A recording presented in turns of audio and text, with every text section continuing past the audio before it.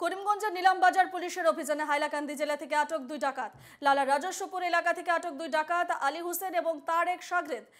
সিঙ্গারিয়া গ্রামের আজিজুর রহমান নামের এক ব্যক্তির বাড়ি থেকে মূল্যবান সামগ্রীর সঙ্গে নগদ টাকা ফোন পের মাধ্যমে লুট করার অভিযোগে পুলিশের জালে ধরা পড়ে 2 ডাকাত। এই নিয়ে বিস্তারিত জানবো। ফোনে রয়েছেন আমাদের প্রতিনিধি মিষ্টু দত্ত। মিষ্টু, ডাকাতদের সম্পর্কে কি জানা যাচ্ছে? স্থানীয়রা কি বলছেন এই ঘটনার বিষয়ে? দেখো, প্রথম করা হলো একটি কথা আছে বা প্রবাদ আছে যে অপরাধী যতই চালাক হোক না কেন, কিন্তু প্রমাণ ছাড়া সে ভুল করবেই। তবে এই প্রমাণ খোঁজার দায়িত্ব রয়েছে, তীক্ষ্ণ নজরের দায়িত্ব রয়েছে তদন্তকারী পুলিশের। এই এই বিষয়ে পুলিশ আসলে সফলতা লাভ করতে সক্ষম হয়েছে, কারণ সেই ডাকাত দল অনলাইন ট্রানজাকশন করেছিল। যে পুলিশ আসলে করিমগঞ্জ জেলায় বিভিন্ন চুরিকাণ্ডের ঘটনা সংঘটিত হচ্ছে, চুরির ঘটনার তারা কিনারা করতে পারেনি বা পারতে সক্ষম হয়নি বলে বিভিন্ন সময় অভিযোগ উত্থাপন হয়ে থাকে। সেই পুলিশ এবার ডাকাত ধরতে সক্ষম হয়েছে এবং ডাকাত তারা ধরেছে হাইলাকান্দি জেলার লালা থানার অন্তর্গত রাজেশ্বরপুর গ্রাম থেকে আলী হোসেন এবং তার এক সহযোগী তাজউদ্দিনকে তারা আটক করতে সক্ষম হয়েছে।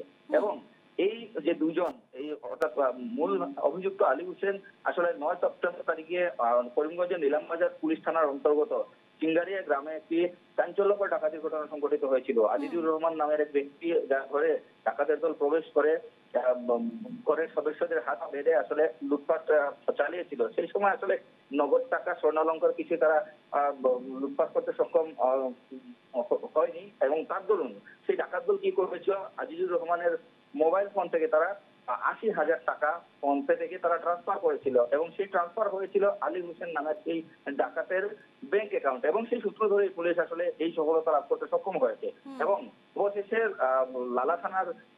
লালা থানার পুলিশের সাথে যোগাযোগ করে সেই তদন্ত নিলামবাজার পুলিশ তদন্ত হাতে নেয় এবং আগ বাড়িয়ে অবশেষে আসলে আলী হোসেন এবং তাজউদ্দিনকে তারা আটক করতে সক্ষম হয়েছে এবং গতকালই তাদেরকে নিয়ে আসা হয়েছে নিলামবাজার থানায় এবং তাদের থানা জিজ্ঞাসাবাদ চালানো হচ্ছে। বিশেষ করে বলতে হবে, চুরি ডাকাতির ঘটনা আসলে অহরহ সংঘটিত হচ্ছে।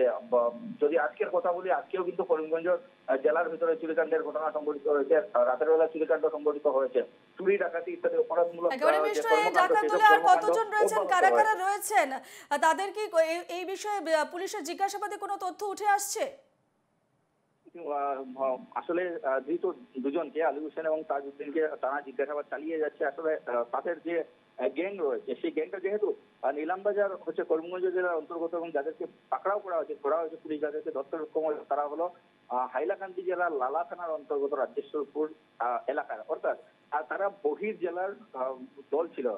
সেই সঙ্গে এই বিষয়টাও তদন্ত আসলে পুলিশ করবে, নিশ্চয় করবে, যে যেহেতু বহির জেলা থেকে দুজনকে আটক করা হয়েছে, সুতরাং স্থানীয় কোনো দল বা স্থানীয় কোনো ডাকাতের দল তাদের সাথে জড়িত ছিল কিনা না, বা আর কে অর্থাৎ যখনই কোনো জায়গায় এই ধরনের ঘটনা, চুরি ডাকাতির ঘটনা সংঘটিত হয়, তখন কিন্তু স্থানীয় সদস্য থাকতেই হবে। সেই ক্ষেত্রে পুলিশের যে তদন্ত, সেই তদন্ত হয়তো পরবর্তী সময় উঠে আসবে যে সেই দলটা আসলে কত বড় বা তাদের যে গ্যাং রয়েছে সেই গ্যাং এর যে অ্যাক্টিভিটি সেটা কি শুধু করিমগঞ্জ জেলায় না হাইলাকান্দি জেলায় না কাছাড় জেলায়।